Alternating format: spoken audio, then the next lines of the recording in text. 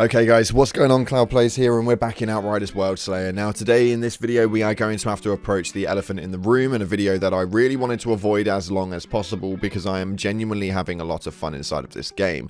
Outriders Worldslayer has given quite a very good response to the market, and actually the looter shooter genre is going to be a lot better off because of the release of it. But we can't ignore the factor of what it is that's happened here, and the end game looping cycle, although better, may still not be quite up to par, and we're going to talk to you guys about why that is today in this video.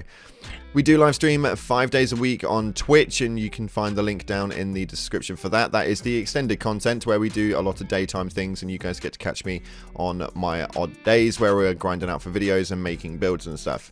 On side of that, we also do live streams here on YouTube in the evenings where we help you guys out quite a bit, and that's what we are tending to do at the moment. This live streams have actually opened up my eyes to a lot of opinions. The comment section is always good, but I always feel like it's never utilized to its maximum potential, and the comment section inside of a live stream is genuinely where people have their feelings put forward. This is definitely the case when it comes to Worldslayer, and I've got a lot of opinions that I want to talk on. So let's start off with the Apocalypse tiers. This is something which gets dragged up a lot in chats just recently, and this is something which I do kind of agree with and actually feel quite heavily about. The Apocalypse tiers are a very interesting segment, and these were essentially what replaced challenge tiers for expeditions and stuff like that, and basically changed up with the world tiers as well. This pretty much decides the difficulty of every ad or enemy that you come up against throughout the main storyline, throughout the end game processes for expeditions, or even just side pieces like hunts. This is something which should have been a very easy process to plow through. Now, you obviously, your main character will level up to level 70. And your Apocalypse tiers will go up to level 40. Now, these in contention will kind of level up your character alongside the level of the ads, and I understand the process of that, that's for sure. But the level grind for the Apocalypse tiers and your character level is a little bit nutty.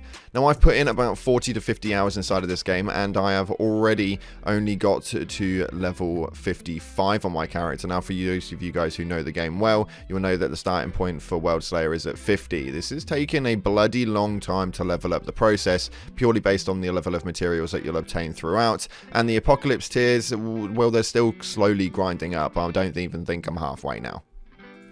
Now, the reason why this is a bit of a problem is actually quite simple. The level of gameplay that you're unable to play and the level of things that you're able to do are very restricted in comparison to the amount of grinded that is needed for the maximum level upgrades for your character. And this is per character, not account-wide. Now, let's say you've got past Apocalypse tier level 20, and this is, I'd say, where about your max difficulty point is going to start to come through, and this is where the level of gear that you need and the level of gameplay that you need to get through before you can level up to the next tier becomes, well, a little bit obscene, if I'm completely honest. This is where the difficulty comes in with actually upgrading and having to do maybe the best part of about 3 to 4 of these full Tarot playthroughs before you can actually level up again. This is something which is a little bit nutty when you look at it on a spectrum of how much you've got to play versus how much you can play. There is a very limited amount of end game that you're able to do. Expeditions have obviously now been boosted up to the point where they run off of the Apocalypse tiers rather than the generic challenge tiers that you guys were all used to. So you can go into that and do it that way, although it takes even longer. Derry is practically the only way forward if you guys are wanting to hit a leveling system past a certain point, and that's the bit of a difficult swallow. So let's look at the way that it's actually gridded out inside of Terra Guitar and why this might be a problem to a lot of players. If you are a casual gamer, this is going to be enjoyable for a little bit longer than what it would be for everybody else, although if you are like me and you like to play this game day in and day out, which by the way I have 100%, then that'd be absolutely fine. But the hardcore grinders and the big players of this game and the ones that were waiting for this DLC to come out are now in Terra Guitar and have maybe ran it 10, 15, even 20 times at points, which at this stage, no matter what level you are, no matter where you're at inside of the game, you can now probably solo the entire thing quite easily, being at around 20 Apocalypse tier. That's just a full-blown fact. You should have your build already basically set up at least for the midpoint of the game. Now, the way that the grid out is gone for Terra Grittar is actually, it's interesting and it's fun, but at the same time, when you look at the general aspects of it, it's actually pretty basic. So we've got 3 main bosses that we have got with a load of side pieces that you can kind of go into, such as the Aquaman, and if you don't know what I'm talking about, well, you will do soon. But the main bosses themselves, you have 2 of them which look like terracotta armies, and you have got the other one which is of a staged sort of boss fight. You have to go through different waves with the podiums, go and unlock the podium, deal with the damage, and the mechanic for that is pretty basic, but yeah, actually really enjoyable, and I really rate it. Now, the other 2 bosses are strangely and securely exactly the same. I don't really understand the process for it, and I understand the whole dynamic of what the storyline regressed, and I get that, but I think that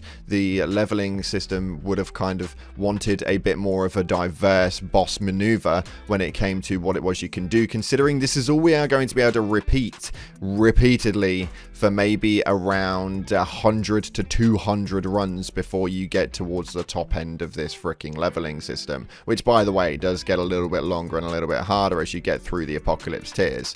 I know. Basically, what I'm saying is no matter how enjoyable Terra Grittar is, this is not going to have any longevity in it, mainly because people do get bored of games. They do get bored of gameplay, and this is going to be a very tedious run for those players who are wanting to actually play the game, which, by the way, the numbers have definitely gone up now with this DLC, because obviously they've put a lot more work into it. But I'm a little bit disappointed with the process as to the longevity cycle, and this wasn't something that they, even now, after all of the feedback that we've ever given, is something that they really thought of too much. This still feels like they've made this game a one and done process, and that was kind of the way that they argued it when we had the original base game. It's not meant to last a long time, it's a one and done. This game is not a one and done, and the community do not see it as a one and done. The way that the process works now, and especially the way that you've made the leveling system, would imply that this is definitely not a one and done. You guys have put a lot of time into the process of being able to level your character, and the playability and replayability of this is quite high. Although, if they'd have made this account-wide, I'd have probably seen the way that this works a little bit more, just because this only way of making the game a bit more diverse is by changing your character, and that is not going to help you with your leveling system, especially in the Apocalypse tiers and or Ascension level tiers, because it doesn't cross over. Nothing actually crosses over, and that again is quite a struggle. Essentially, what I'm trying to get at is just the process that they could have really given us a little bit more sort of like effort with the leveling of how it worked, and if they were going to make it such a long process like they have, then they probably could have given us some sort of diversity or some sort of level of upgrading the way that the difficulties work, at least with modifiers and stuff like that. At least when the best game ever came out, we had the timers, and as much as we hated those, it gave the challenge of being able to complete things at a certain degree.